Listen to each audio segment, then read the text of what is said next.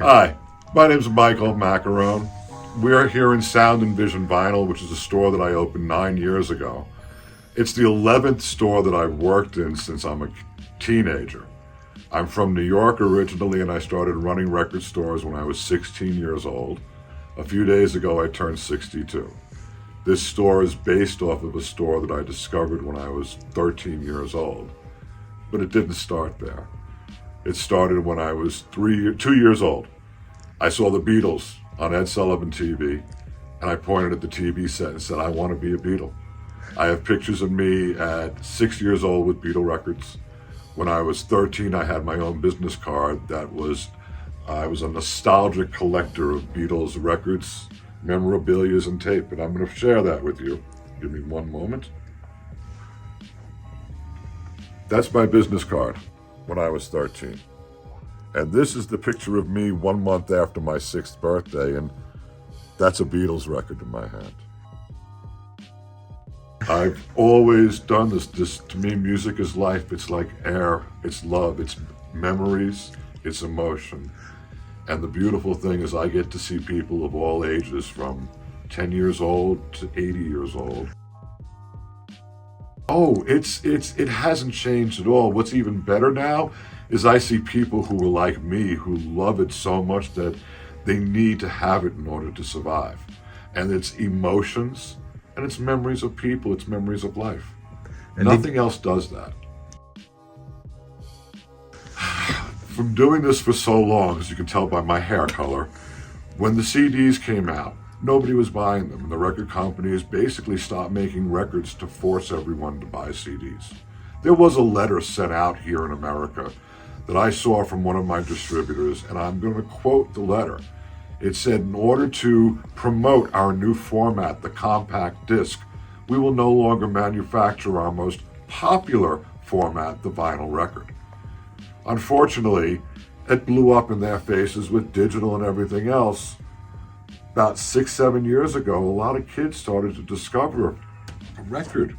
It's something you can touch, you can feel, you can smell. When you play a record, if you want to hear a song again, you don't hit a button. You've got to pick the needle up and put it back in the beginning. You're now a member of the band.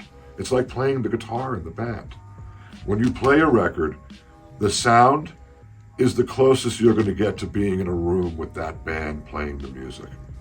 Records are important to me. And they buy things that I bought when I was 15 years old, a million years ago, that was already 10 years old, like the Velvet Underground. The thing that I'm noticing now, when I was 15 years old, all of my friends would only listen to one type of music, Led Zeppelin, AC/DC, heavy metal. Whereas I would go and I could listen to Glenn Miller and the Sex Pistols and the 1910 Fruit Gum Company, and people would look at me and go, you're weird, why do you listen to all that? The kids today are open to listening to Frank Sinatra, Etta James, Cage the Elephant, the Gorillaz, Taylor Swift, the Sex Pistols. Their palette, they've got a wider range. They're more open to experiencing things. And when they discover something that they like today, yes, if they discover that that band was influenced by something from long ago, they go and they check it out. They want to see where it came from. It's beautiful. It really is. It's beautiful because then they connect it. There's something deep inside, either here or in here, that just takes them to it.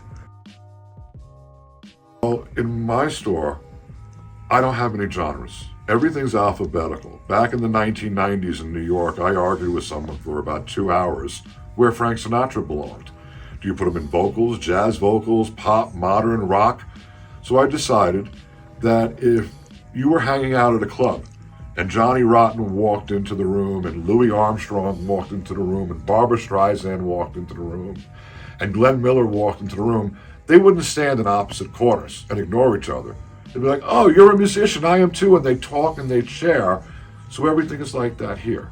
As far as popularity, Dark Side of the Moon, the Beatles, Taylor Swift, it's the same stuff. It's constantly selling. It's beautiful.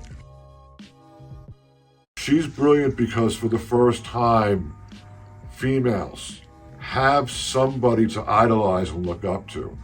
When I was growing up, I never realized that all the friends that I had, the girls, they didn't have somebody to look up to. There was nobody playing a guitar in a rock and roll band or anything. Taylor Swift is now somebody who's gone and said, you know what? I do this myself. I write my stuff. And she also took ownership of her career. A lot of people have gotten screwed by the record industry when they're younger and they're signing a contract because they want that record out so bad. Yeah, you can own it all. It's fine. I don't care. You do care eventually. She got smart and said, okay, you own that recording? That's fine. I'm going to go and I'm going to re-record it, and that's mine now. I'm sure that the Billy Joels and the Paul McCartneys in this world are going, wait a second, why didn't we think of doing that? Oh, yes. Oh, yeah, all the time. I don't, it blows my mind. None of the major labels own their own pressing plants. That's pretty stupid. You would want to control it and take care of it yourself. But, you know, it's the modern world. Not everybody is too intelligent. Thank you. Thank you for visiting. Safe travels. And just always play loud with a big smile on your face.